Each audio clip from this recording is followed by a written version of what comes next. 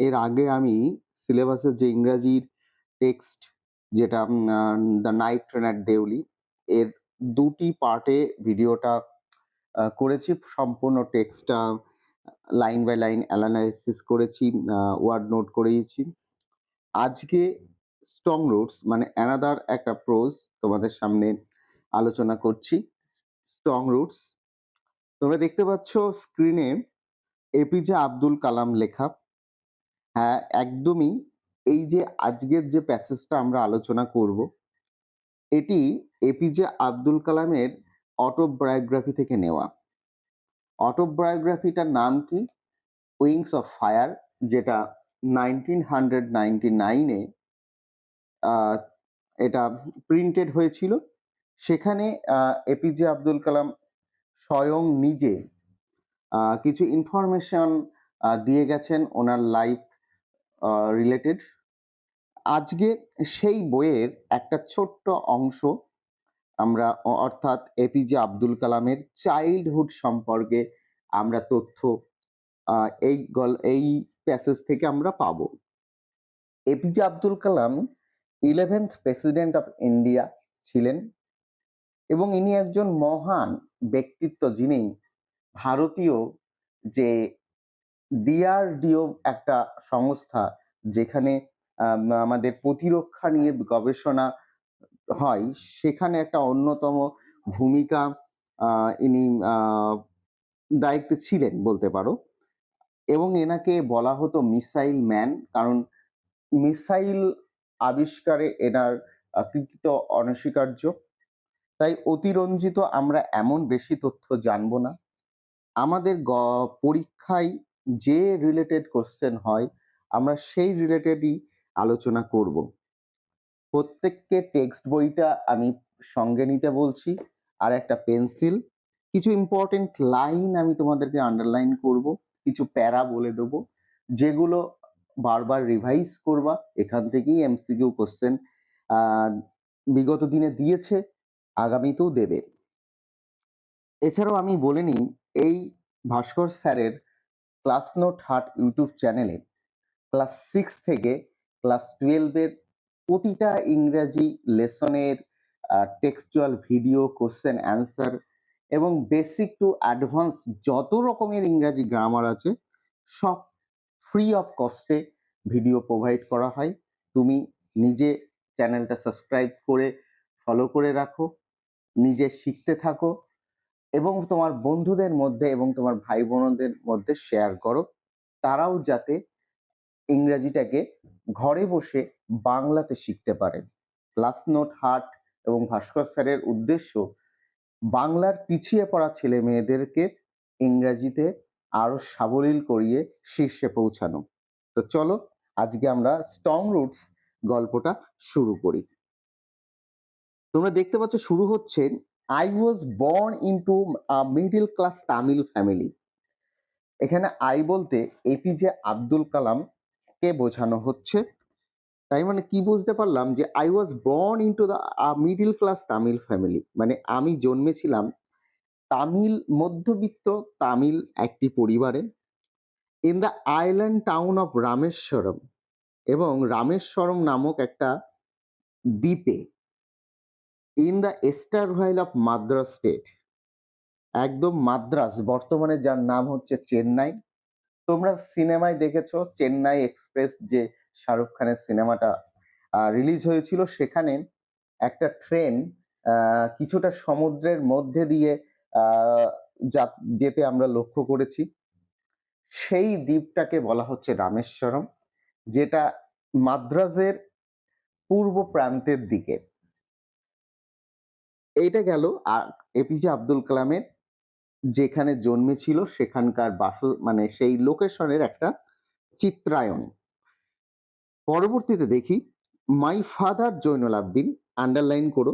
আর দেখছো আমার টেক্সটে নীল রং করে আন্ডারলাইন করা বাক্যগুলো তোমরা আন্ডারলাইন করবে, এগুলো থেকেই প্রশ্ন হয়। আমি টেক্সটে যেখানে যেখানে এই নীল কালি দিয়ে মার্ক করব সেই লাইনগুলোই ইম্পর্টেন্ট, তোমরা টেক্সট বইয়ে পেন্সিল দিয়ে মার্ক করে নেবে। মাই ফাদার জৈনুল আবদিন, আমার বাবা জৈনুল আবদিন, had neither mass formal education nor mass wealth, যে ওনার না ছিল এক পুঁথিগত শিক্ষাগত বিদ্যা, অথবা তিনি খুব যে ধনী ছিলেন তা নয়। ডেসপাইট দিস অ্যাডভান্টেজ, এই বাধা বিপত্তি থাকা সত্ত্বেও, অর্থাৎ এক উচ্চ শিক্ষিত নন এবং উনি খুব ধনীও নন, এই বাধা থাকা সত্ত্বেও he possessed a great innate wisdom and true generosity of spirit. উনি খুব সহজেই এই ধর্মের জ্ঞানটা এবং আধ্যাত্মিক জগতের যে আত্মার যে ঐশ্বরিক ক্ষমতাগুলি তিনি কিন্তু সহজেই বোঝাতে পারতেন। He had an ideal helpmate, ওনার একটা আদর্শ দম্পতি, ওনার একটি আদর্শ সহধর্মিণী ছিলেন, যিনি হচ্ছেন মাই মাদার আশিয়াম্মা, যিনি ছিলেন আমার মা আশিয়াম্মা। তার মানে এখান থেকে আমরা তথ্য পেলাম ওনার বাবার নাম ছিল জৈনুল আবদিন, ওনার মায়ের নাম ছিল আশিয়াম্মা। প্রত্যেক ছাত্রছাত্রী বানানটা মুখস্থ করবে, আশিয়াম্মা বানানটা। আমি বিগত দিনে দেখেছি অনেক ছাত্রছাত্রী এমসিকিউ গিয়ে এই আশিয়াম্মা বানানটাই কনফিউজড হয়ে ভুল উত্তর দিয়ে দেয়। তোমরা বানানটা কিন্তু নজর রাখবে। আচ্ছা, আমি আর একটা কথা বলি, এপিজে আব্দুল কালাম আমি কিন্তু প্রথম বলেছি, তাহলে এপিজে ফুল ফর্ম কি? এনার পুরো নাম কি তোমরা জানো?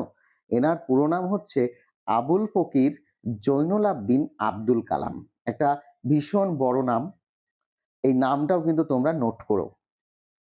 I do not recall the exact number of people she fed every day.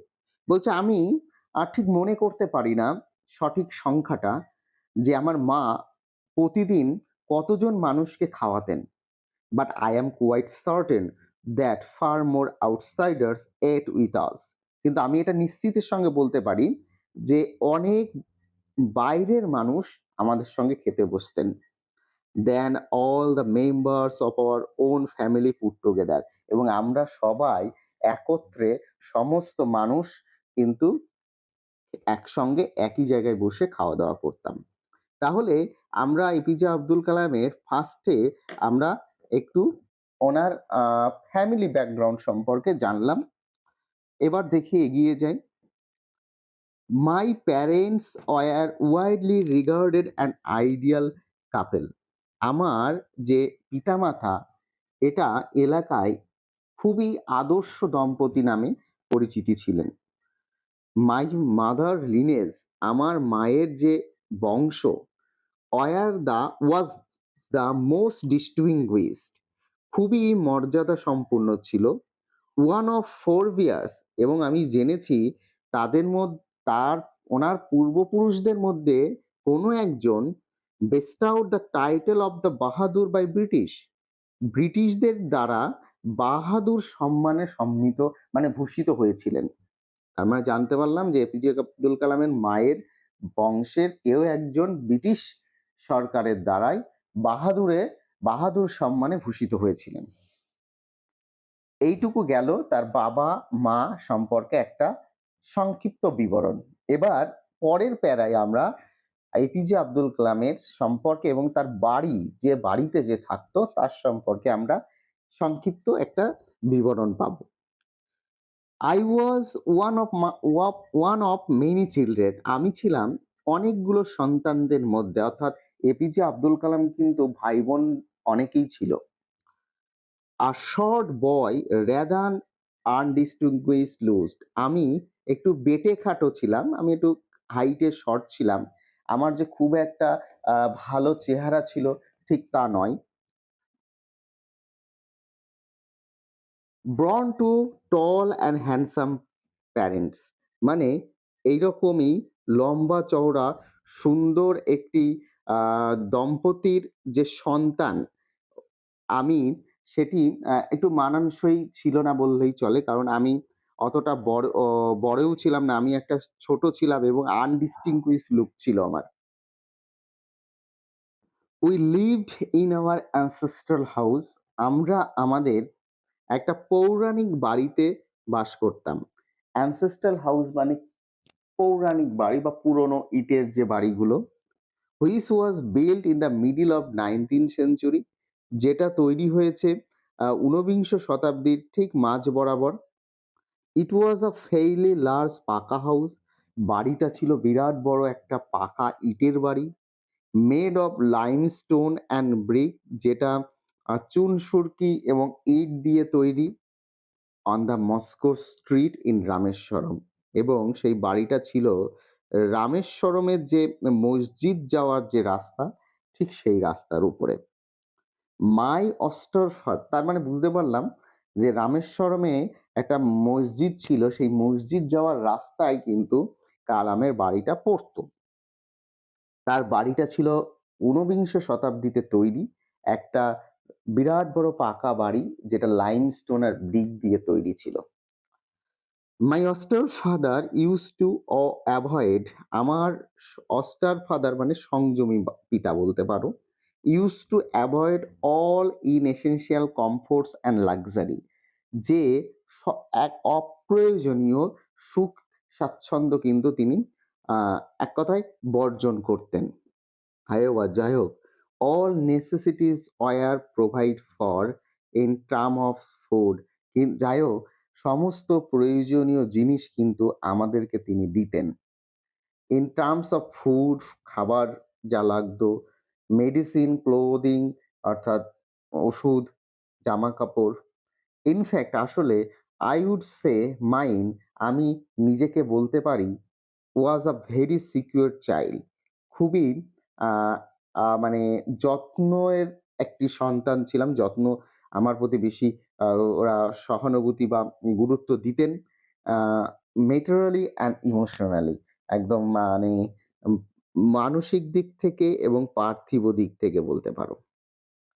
Next চলো, তার মানে আমরা এখান থেকে জানতে পারলাম তার আহ, বাড়িটা কোথায় ছিল, বা তার আহ, তার দিকে তার মা বাবার যে ভালোবাসা বা কেয়ারটা সেটি। নেক্সট পার্টে কি দেখি, I normally ate with my mother, আমি সাধারণত মায়ের সঙ্গে খেতে বসতাম। Sitting on the floor of the kitchen, এবং রান্নাঘরের মেঝেতে বসে। She would place a banana leaf before me, তিনি আমার সামনে একটি কলার পাতা পেতে দিতেন। অন হুইচ, যাতে, she then ladled rice and aromatic sambar, এবং যার উপরে তিনি একটু সাম্বার মানে ওই ভেজ ডাল বলতে পারো, একটা স্যুপের ওপরে তৈরি করা হয়। আর ল্যাডেড রাইস মানে যেটাকে আমরা পান্তা ভাতের মতো রকম বলতে পারি, মানে যে ভাতের মধ্যে সমস্ত কিছু দেওয়া আছে। এটা দক্ষিণ ভারতের একটা খাবার, ইংরেজিতেই মনে রাখার চেষ্টা করো। And variety of sharp homemade pickle, এবং বিভিন্ন ধরনের মানে বাড়িতে তৈরি করা আচার। And dollop of fresh coconut chutney, এবং একটা নারকেলের চাটনি তৈরি, মানে নারকেল দিয়ে চাটনি। আমাদের নারকেলের নাম শুনলে কেমন একটা নাক ছিটকায়, কিন্তু দক্ষিণ ভারতে কিন্তু তারা সমস্ত খাবার নারকেল তেলেই তৈরি করে। সরিষা আমাদের মতো কিন্তু সরিষার তেল ব্যবহার করে না। তার মানে এই যে প্যারাটা, এই প্যারা থেকে আমরা এমসিকিউ বেশ কয়েকটা দেয়, যে কালাম যখন খেতে বসতো তার মায়ের সঙ্গে কোথায়, এবং তার মা কি কি তাকে খেতে দিত। চলো এবার আমরা এই গল্পের সেকেন্ড পার্টে ঢুকবো। খুবই গুরুত্বপূর্ণ এই প্যারাটা, এই যে পার্টটা মন দিয়ে বুঝবে। এখানে রামেশ্বরমে একটা শিব মন্দির আছে, এবং সেই শিব মন্দির এবং একটি মসজিদ, এই দুই মসজিদ এবং শিব মন্দিরের গল্পটা আমরা এখানে জানতে পারবো, এবং সেখানে কি ঘটনা ঘটতো সেটাও কিন্তু আমরা জানতে পারবো। তাই চলো আমরা দেরি না করে এগিয়ে যাই। দেখো, দ্য শিব টেম্পল, প্রশ্ন হয় এখানে কি মন্দির ছিল। The Shiva temple which made Rameswaram so famous to pilgrims, এই শিব মন্দিরটা রামেশ্বরমকে তীর্থযাত্রীদের কাছে বেশ স্মরণীয় করে তুলেছিল। Was about 10 minute walk from our house, যেটা ছিল আমার বাড়ি থেকে মাত্র 10 মিনিট পায়ে হাঁটা দূরে। আওয়ার লোকালিটি ওয়াজ প্রিডমিনেন্টলি মুসলিম, আমাদের যে চত্বরটা, বাড়ির চত্বরটা পুরোপুরি মুসলিম পরিবারের আধিপত্য ছিল। But there were quite a lot of Hindu families, কিন্তু দেখা যাচ্ছে সেখানে সামান্য কিছু হিন্দু পরিবারও কিন্তু বাস করত। কিভাবে? Living amicably with their Muslim neighbour. তারা একদম ওতপ্রোত আত্মীয়তার সঙ্গে তারা মুসলিম পরিবারদের সঙ্গে, প্রতিবেশীদের সঙ্গে তারা থাকতো। There was a very old mosque. এছাড়াও সেখানে কিন্তু একটা পুরনো বলতে পারো মসজিদও ছিল। Our locality where my father would take me for evening prayers, এবং যে জায়গাটায় আমার বাবা আমাকে প্রতিদিন সান্ধ্যকালীন প্রার্থনার জন্য নিয়ে যেতেন। I had not the faintest idea of the meaning of Arabic prayers chanted. মানে আমার কোনো বলতে পারো স্বচ্ছ ধারণা ছিল না যে ওই মসজিদে আমরা যে আরবি ভাষায় যে প্রার্থনা করতাম, সেই প্রার্থনা সম্পর্কে, প্রার্থনার অর্থ সম্পর্কে আমার কিন্তু কোনো স্বচ্ছ ধারণা ছিল না। But I was totally convinced that reached God, মানে আমি দ্যাট দে রিচ গড। কিন্তু আমি এটা মানে টোটালি আমাকে আপ্লুত করতো বা আমাকে অনুপ্রাণিত করতো যে আমরা যদি প্রার্থনা করি তবে নাকি আমরা ঈশ্বরের শরণাপন্ন হতে পারি। When my father came out of the mosque, এই প্রার্থনা শেষ করে যখন আমার বাবা এই মসজিদ থেকে বেরিয়ে আসতেন, আফটার দ্য প্রেয়ার্স, প্রার্থনা শেষ করে, পিপল অফ ডিফারেন্ট রিলিজিয়াস, আমি দেখতে পেতাম যে বিভিন্ন ধর্মের লোকজনরা উড বি সিটিং আউটসাইড, বাইরে বসে থাকতেন, ওয়েটিং ফর হিম, এবং আমার বাবার জন্য অপেক্ষা করতেন। Many of them offered bowels of water to my father, আমি দেখেছি ওনাদের মধ্যে বেশ কয়েকজনকে আমার বাবার কাছে জলের ঘটি প্রদান করতে, মানে ঘটি এগিয়ে দিতে। এবং আমার বাবা কি করতেন? Who would drip his fingertips in them, এবং যিনি কিনা তার আঙুলের অগ্রভাগটা ওই জলের মধ্যে প্রবেশ করাতেন, অ্যান্ড সে প্রেয়ার, এবং সেখানে একটা প্রার্থনা করতেন জলটাকে টাচ করে। This water was then carried home for invalids, এবং সেই জলটা, সেই প্রার্থনা করা জলটা তারপর সেই মানুষজনরা যারা দিত বাবাকে, তারা সেটাকে বাড়ি নিয়ে যেত এবং তাদের যে ইনভ্যালিড, অর্থাৎ বিকলাঙ্গ যেসব সন্তান বা বাড়ির পরিবারের পরিজন থাকতো তাদেরকে সেটাকে দিত। অলসো রিমেম্বার, এবং অলসো রিমেম্বার, আমার এটা মনে পড়বে, মনে পড়ে, people visiting our home offer offer thanks after being cured, যে তারা সুস্থ হয়ে বাবাকে অনেকে বাড়িতে এসে ধন্যবাদও জানাতেন। ওই যে জল পড়া নিয়ে গিয়ে, মানে কালামের বাবা যে জল পড়ে দিত, সেই জল পড়াতে তার পরিবারের যারা অসুস্থ ছিল তারা সুস্থ হয়ে যেত, এবং সুস্থ হয়ে এসে কিন্তু কালামের বাবাকে ধন্যবাদ জানাতো, তার কালামের বাড়িতে আসতো। ফাদার অলওয়েজ স্মাইল্ড, বাবা সর্বদাই হাসতেন। Ask them to thank Allah the merciful, এবং তাদেরকে বলতেন যে আমাকে নয়, আল্লাহকে ধন্যবাদ জানাও, কারণ সে তোমাদের প্রতি দয়া বা করুণা দেখিয়েছে, তাই তোমরা সুস্থ হয়েছ। তাহলে আমরা দেখতে পেলাম যে কালামের বাবা যে মসজিদে যেতেন এবং সেখানে বিভিন্ন মানুষ যে তাদের মানে ধর্ম অবলম্বী মানুষ যারা অপেক্ষা করত কালামের বাবার সঙ্গে দেখা করে তার সেই হাতের জলের স্পর্শ, হাতের ছোঁয়া জলে দিয়ে সেই জলটা যে তারা তাদের ইম্প্যাশিয়েন্ট মানুষগুলো যে বা ইনভ্যালিড মানুষগুলো যে কিওর্ড হয়, সেটা কিন্তু আমরা এখানে দেখতে পেলাম। তার মানে আমরা প্রথমেই গল্পের শুরুতে জানতে পেরেছিলাম যে কালামের বাবার আহ অতি পুঁথিগত বিদ্যা না থাকলেও ওনার কিন্তু এই ধর্ম সম্পর্কে একটা কিন্তু স্বচ্ছ জ্ঞান বা স্বচ্ছ পবিত্র জ্ঞান কিন্তু উনি আহ অর্জন করেছিলেন। তো চলো পরে এবার আমরা জানতে পারবো যে মন্দিরটার গল্প আমরা শুনেছিলাম, সেই মন্দিরে একটা পুরোহিত আছেন, সেই পুরোহিতের সঙ্গে কালামের বাবার যে সম্পর্ক এবং সেখানে যে তথ্য বিনিময় হয় সে সম্পর্কে আমরা জানতে পারবো এই প্যারাটায়। দেখো, the high priest of Rameswaram temple, এটা তোমাদের মনে রাখতে হবে যে ওই রামেশ্বরম যে মন্দিরটা ছিল, শিব টেম্পলটা, সেই শিব টেম্পলের উচ্চ পদস্থ পুরোহিতের নাম কি ছিল? পক্ষী লক্ষ্মণা শাস্ত্রী, মনে রাখবে, Pakshi Lakshmana Shastri was very close friend, এটা লুজ আছে, এখানে ক্লোজ হবে, টু মাই ফাদার্স, যিনি আমার বাবার খুব কাছের একটা প্রাণের বন্ধু ছিলেন বলতে পারো। One of the most vivid memories of my early childhood, আমার শৈশবের যে স্মৃতিগুলো ছিল সেখান থেকে একটা বিষয় স্পষ্ট আমার মনে পড়ে, is of the two men, ওই দুটো মানুষের, ইজ ইন ট্র্যাডিশনাল অ্যাটিয়ার, মানে ওনারা সবসময় যখন একে অপরের সঙ্গে দেখা করতেন, একটা ট্র্যাডিশনাল অ্যাটিয়ার মানে একটা ধার্মিক পোশাক, মানে যেমন পুরোহিতরা যে পোশাক পরেন, গেরুয়া বসন বা সাদা বসন রামামলি গায়ে, বা সেরকম একটা ধার্মিক পোশাক, এবং বাবাও একটা ধার্মিক পোশাক পরে ওনার সঙ্গে দেখা করতেন, ডিসকাসিং স্পিরিচুয়াল ম্যাটার, এবং ওনারা এই ধর্মের বিষয় নিয়ে কিন্তু আলোচনা করতেন। আমার শৈশবকালের স্মৃতি থেকে যা মনে পড়ে সেখান থেকে আমি এইটুকু বলতে পারি। অর্থাৎ কালাম কিন্তু এই কথাটা বললেন। কালাম বলছেন, when I was old enough to ask question, এবং আমি যখন একটু বড় হলাম প্রশ্ন করার মতো, I asked my father about the relevance of prayer, আমি বাবাকে বললাম, আচ্ছা বাবা, আমরা এই প্রার্থনা কেন করি? এই প্রশ্নের উত্তরে বাবা কি বলল?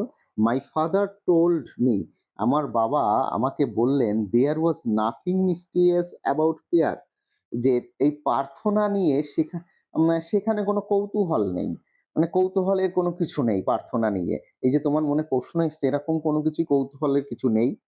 রাদার বরং pair made possible a communion of the spirit between people, কারণ এই প্রার্থনা তৈরি করতে পারে মানুষের মনুষ্যত্বের সঙ্গে একটা আধ্যাত্মিকের বা একটা আত্মার সংযোগ। একটু ভালো করে বলার চেষ্টা করি। দেখো, হোয়েন ইউ প্রে, অর্থাৎ তিনি তখন বললেন যে তুমি যখন প্রার্থনা করবে, your you transcend your body and become part of cosmos, তুমি তোমার দেহটাকে পরিবর্তন করে ফেলবে এবং পার্ট অফ কসমো, কসমো মানে এই মহাজগতের অংশ নিজেকে অনুভব করতে লাগবে। অর্থাৎ তুমি যখন প্রার্থনা করবে মন থেকে, ঈশ্বরকে যখন বা আল্লাহকে যখন তুমি প্রার্থনা করবে, তখন দেখবে সেই টাইমটাই তোমার মনটা যেন কেমন একটা ঐশ্বরিক ক্ষমতা পেয়ে গেছে, এবং তুমি যেন মনে হচ্ছে পুরো এই মহাবিশ্ব ব্রহ্মাণ্ডের একটা অংশতে পরিণত হয়ে যাচ্ছ। Which knows which knows no division of wealth, age, caste and creed, এবং যখন তুমি প্রার্থনা করবে তখন তুমি এইটা বুঝতে পারবে, যখন আমরা প্রার্থনা করি তখন কিন্তু আমাদের মধ্যে ধন সম্পদ, জাতি, বর্ণ, তারপরে এই যে বয়স, এইসব কিন্তু আমাদের কোনো ভিন্নতা কিন্তু আমরা খুঁজে পাই না। অর্থাৎ প্রার্থনা করার সময় বা ঈশ্বর বা আল্লাহকে যখন আমরা শরণাপন হই, সেখানে কে ধনী, কে দরিদ্র, কে উচ্চ জাতি, কে নিম্ন জাতি, কার অল্প বয়স, কার বেশি বয়স, এসব কিন্তু সেই দ্বারে কোনো কিন্তু বিবেচনা হয় না। অ্যাকচুয়ালি বলছি, প্রার্থনা আমরা কেন করি? প্রার্থনা যখন আমরা করার উদ্দেশ্য হচ্ছে শুধুমাত্র তোমাদের মতো নয় যে মা সরস্বতী এবার একটু পাশ করিয়ে দাও, আমি সামনের বছর মন দিয়ে পড়াশোনা করব, এই প্রার্থনা না। ঠিক আছে? প্রার্থনা মানে কি? প্রার্থনা হচ্ছে এমন একটা তুমি বলতে পারো যে সংযোগ মাধ্যম, যেটা মনের সঙ্গে আমাদের আত্মার একটা মিলনস্থল। তো চলো পেরিয়ে যাই, আগামীতে কি আছে একটু আলোচনা করি। My father could convey complex spiritual concept in very simple, আমার বাবা এই যে জটিল যে ধর্মের সম্পর্কে যে কথা বা বাণী বা বার্তা, তিনি কিন্তু খুব সহজভাবে বোঝাতে পারতেন। Down to the art Tamil, কি রকম ভাষায়? তামিল ভাষায়, অর্থাৎ তামিলে খুব সহজ করে বোঝাতে পারতেন। যেরকম দেখো, আমি ইংরাজি গল্পটাকে তোমাদের মাতৃভাষায় বাংলায় সহজ করে বোঝাচ্ছি, সেরকম কালামের বাবাও ধর্মের তত্ত্বগুলো বা ধর্মের সম্পর্কে যে ইনফরমেশন গুলো সে কিন্তু তামিলে সহজে বোঝাতে পারতেন। হি ওয়ান্স টোল্ড মি, তিনি একদা আমাকে বলেছিলেন, ইন হিজ ওন টাইম, অর্থাৎ কালামের বাবার শৈশবে টাইমে, ইন হিজ ওন প্লেস, তিনি যে জায়গায় থাকতেন, in what he really is, তিনি অ্যাকচুয়ালি কেমন ছিলেন, and in the stage he has reached, এবং সেই স্তর থেকে সেই সময় থেকে তিনি এখানে পৌঁছেছেন, গুড অর ব্যাড, ভালো মন্দ দুই কিন্তু তার ওনার জীবনে ছিল। Every human being specific element, কারণ প্রত্যেক মানবের বা প্রত্যেক মানুষেরই একটা নিজস্ব সত্তা থাকে বলতে পারো। স্পেসিফিক এলিমেন্ট মানে প্রত্যেকটা মানবেরই একটা নিজস্বতা থাকে, নিজস্ব মনুষ্যত্ব থাকে। Within the whole of manifest divine being, মানে যে মনুষ্যত্ব দিয়ে সে তার নিজের স্বর্গ তৈরি করতে পারে, নিজের স্বর্গের অংশীদারি হতে পারে। So why be afraid to of difficulties, তাহলে তুমি কেন এই সমস্যাকে ভয় পাবে? তোমার জীবনে যে সমস্যাগুলো আসে, সেই সমস্যাগুলোকে তুমি কেন ভয় পাবে? সাফারিং, প্রবলেমস যেগুলো তোমার জীবনে প্রতিনিয়ত হচ্ছে দৈনন্দিনে, তুমি সেগুলোকে কেন ভয় পাবে? প্রত্যেকেরই তো একটা নিজস্ব সত্তা থাকে, নিজস্ব মনুষ্যত্ব থাকে। তাহলে সবার জীবনে এই সমস্যাগুলো আসলে তুমি কেন ভয় পাবে? তুমি তার বদলে তোমাকে কি করতে হবে দেখো, হোয়েন ট্রাবলস কাম, যখন জীবনে সমস্যা আসবে, ট্রাই টু আন্ডারস্ট্যান্ড, তুমি বোঝার চেষ্টা করো, the relevance of your suffering, তুমি যেই কষ্ট তোমার হচ্ছে বা তোমার এই সমস্যা হচ্ছে তার প্রাসঙ্গিকতা খুঁজে বার করো। অর্থাৎ রিলিভ্যান্স মানে এই সমস্যা হচ্ছে কি কারণে। ধরো তুমি পরীক্ষার হলে গিয়ে পেন কামড়াচ্ছ, কোনো প্রশ্নের উত্তর তুমি লিখতে পারছো না, এটা তোমার জীবনের সমস্যার পরীক্ষার হলে বসে আছো যখন, তাহলে এই সমস্যার কারণটা কি? কারণটা হচ্ছে কি, তুমি সারা বছর বই না পড়ে হৈ হৈ করে কাটিয়ে দিয়েছো। তাহলে ওই সমস্যার কারণ কিন্তু তুমি খুঁজে পেলে, যে বই না পড়া। তাহলে মানব জীবনে প্রত্যেকটা সমস্যা যখন আসে, সেই সমস্যাগুলোর সঠিক কারণ খুঁজে বার করতে হবে, যে কেন এই সমস্যাগুলো তৈরি হচ্ছে। যদি তুমি সেগুলো করতে পারো, তাহলে দেখবে তুমি নিজেই সেই সমস্যা থেকে মুক্তি পাচ্ছ। তাই কি বলছে, adversity always present opportunities for introspection. দারুণ লাইন, আমি মনে করি জীবনের সব থেকে গুরুত্বপূর্ণ লাইন হচ্ছে এটি। কারণ বলছে এই যে আত্মদর্শন, অর্থাৎ তুমি ভালো কাজ করছো কি খারাপ কাজ করছো, পাঁচটা লোক তোমাকে বিচার করার আগে তুমি যদি নিজেকে নিজে বিচার করো, তার থেকে বড় কিছু কিন্তু আর কোনো সঠিক পথ তুমি মানে হতে পারে না। তাই বলছে আত্মদর্শন এমন একটা জিনিস যেটা নিজেকে বিচার করার সুযোগ করে দেয়, নিজেকে বিচার করার ক্ষমতা এনে দেয়।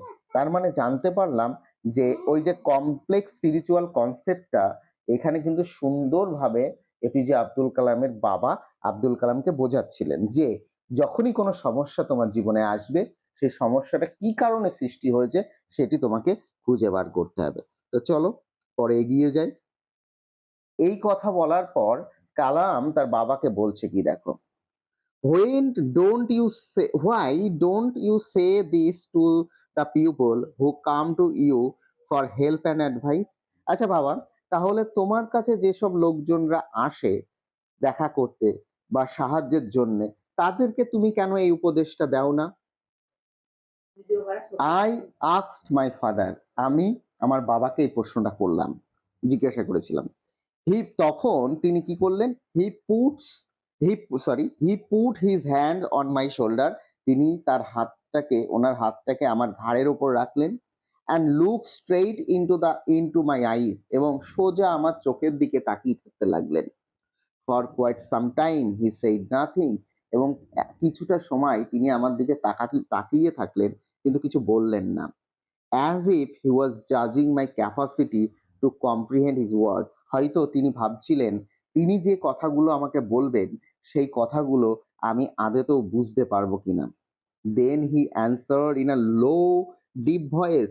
তারপর তিনি কি করলেন, একটা মৃদু কণ্ঠস্বরে তিনি আস্তে আস্তে আমাকে উত্তর দিলেন। হিজ অ্যান্সার্ড, আন্ডারলাইন করে নেবে যে his answered filled me with a strange energy and enthusiasm. ওনার যে উত্তরটা আমাকে দিল না, এপিজে আব্দুল কালাম বলছে ওই উত্তরটা আমার ভিতরে একটা উৎসাহ, একটু এবং একটা মানে শক্তি তৈরি করে দিল বলতে পারো। কি whenever human beings find themselves alone, যখনই কোনো মানুষ নিজেকে নিঃসঙ্গতা ভাবে বা একাকী ভাবে, অ্যাজ এ ন্যাচারাল রিয়াকশন, একটা স্বাভাবিক প্রতিক্রিয়া দেখবে, they started looking for company. সে কিন্তু সঙ্গে সঙ্গে কাউকে সঙ্গী খোঁজে। Whenever they are in trouble, যখনই সে কোনো সমস্যার মধ্যে পড়ে, they look for someone to help them, অর্থাৎ সে কিন্তু তাকে ওই সমস্যা থেকে মুক্তি পাইয়ে দেওয়ার লোকজনকে খুঁজতে শুরু করে। তার whenever they reach in impasse, যখন সে কোনো একটা বাধা বিপত্তির মধ্যে পড়ে, they look to someone to show them the way out, তখন সে কি করে, সেই বাধা থেকে তাকে মুক্তি পাইয়ে দেওয়ার কোনো রাস্তা দেখানোর মানুষকে খোঁজার চেষ্টা করে। এভরি রিকারেন্ট অ্যাঙ্গুইশ লগিং and desire finds own special helper. তাহলে বলতে পারো প্রত্যেকটা এই মনের চাহিদা, মনের আকাঙ্ক্ষা, মনের ইচ্ছা, মনের রাগ, সমস্ত কিছু কিন্তু আমরা সবসময় এইগুলো হলে আমরা একটা কিন্তু স্পেশাল সাহায্যকারী ব্যক্তির আমরা খুঁজি। For the people who come to me in distress, এবং যখন কোনো লোক এই মানে সমস্যা নিয়ে আমার কাছে আসে, I am but a go between in their effort to propitiate demonic force with prayers and offering. আমি তাদেরকে শুধু বলি কি, তোমরা শোনো, সমস্যা থেকে মুক্তি তখনই পাবে যখন তোমাদের মধ্যে যে ঐশ্বরিক বা পিশাচী আত্মাটাকে সরাতে পারবে। কিভাবে সরাবে? তুমি সরাবে প্রার্থনা করা, অন্যকে দান করার মাধ্যমে। This is not a correct approach at all and should never be followed. আমি যে এই কথাটা বললাম, এই কথাটাই যে সঠিক পথ হতে পারে সেটা কিন্তু আমি একদমই বলছি না। দেখেছো তো, আমি দাগ দেবো তো, হাত ধরে টানা টানলে হলে হয়। ঠিক আছে, দাও দাও। আহ, আহ,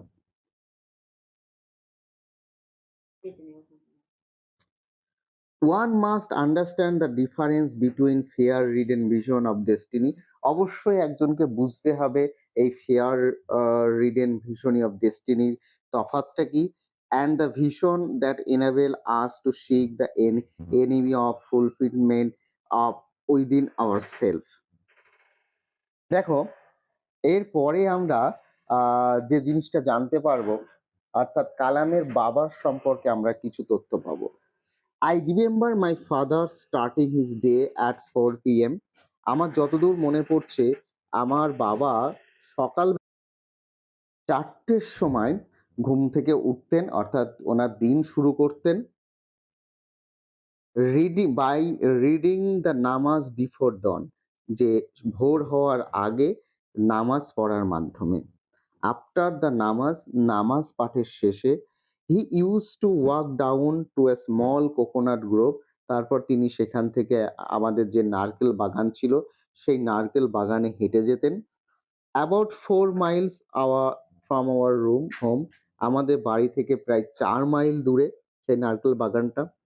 হি would return with about a dozen coconuts tied together thrown over his shoulder, এবং তিনি বলতে পারো 1 ডজন নারকেল দুই ঘাড়ের এপাশ ওপাশ ঝুলিয়ে ফিরে আসতেন। And only then would he have his breakfast, এবং তিনি তারপরে এসে তার কিন্তু সকালবেলার ব্রেকফাস্ট মানে সকালের প্রাতরাশের খাবারটা খেতেন। This remained his routine even when he was in late 60s. এবং এই রুটিনটা তিনি মেনে চলেছিলেন যখন ওনার প্রায় ৬০ বছর বয়স হয়ে গেছে। তখনও ৬০ বছর বয়সের পরেও কিন্তু তিনি এই রুটিন মেনেই কিন্তু দৈনন্দিন চলাফেরা করতেন। তার মানে এই প্যারা থেকে আমরা বুঝতে পারলাম এপিজে আব্দুল কালামের বাবার যে দৈনন্দিন যে রুটিন সেটি সম্পর্কে। পরে কি আছে? I have throughout my life আমি কালাম বলছে আমি আমার পুরো জীবনব্যাপী বলতে পারো try to emulate my father in my own world of science and technology আমার যে জগৎ ছিল বিজ্ঞান এবং প্রযুক্তির সেই জগতের মধ্য থেকে আমি বাবাকে অনুকরণ করার চেষ্টা করেছি। I have endeavored to understand the fundamental truth revealed to me by my father আমি চেষ্টা করেছি যে মৌলিক যে সত্যটা ছিল সেই মৌলিক সত্যটাকে যেটি আমার বাবা আমাকে আমার সামনে তুলে ধরেছিল বা আমাকে বুঝিয়েছিল তার সঠিক মানে কি সেটা বোঝার চেষ্টা করেছি। Feel convinced that there exist a divine power এবং আমি এটা অনুপ্রাণিত হয়েছি এটা ভেবে যে সেখানে একটা ঐশ্বরিক শক্তির উপস্থিতি রয়েছে that can lift one from confusion, misery, melancholy and failure যেটা একজনকে সরিয়ে নিয়ে আসতে পারে তার ভিতরে যে কনফিউশন, মিজারি অর্থাৎ যে গোলযোগ, যে যে শত্রুতা বা তারপরে যে নিঃসঙ্গতা এইগুলো থেকে অ্যান্ড ফেইলিউর ব্যর্থতা থেকে সরিয়ে আনতে পারে and guide one to one's true place এবং একে অপরের মানে একজনকে পথপ্রদর্শক হিসেবে দেখাতে পারে তার সঠিক জায়গায় পৌঁছানোর ক্ষেত্রে, সত্যিকারের স্থানে যাওয়ার ক্ষেত্রে। And once an individual serves his emotional and physically bond he is on the road of freedom, happiness and peace of mind এবং তিনি বলতে পারেন যে একজন ব্যক্তিগতভাবে তার যে মানসিক এবং যে তার দৈহিক যে সংযোগ সে সে সে কিন্তু সেটাকে গড়তে পারেন এবং আমাদের এইভাবেই কিন্তু মনের শান্তি এবং সুখ স্বাচ্ছন্দ্য সে কিন্তু আনতে পারে। তাহলে আজকে আমরা বেশ অনেকটা বড় হয়ে গেল গল্পটা তোমাদের সামনে উপস্থাপনা করতে।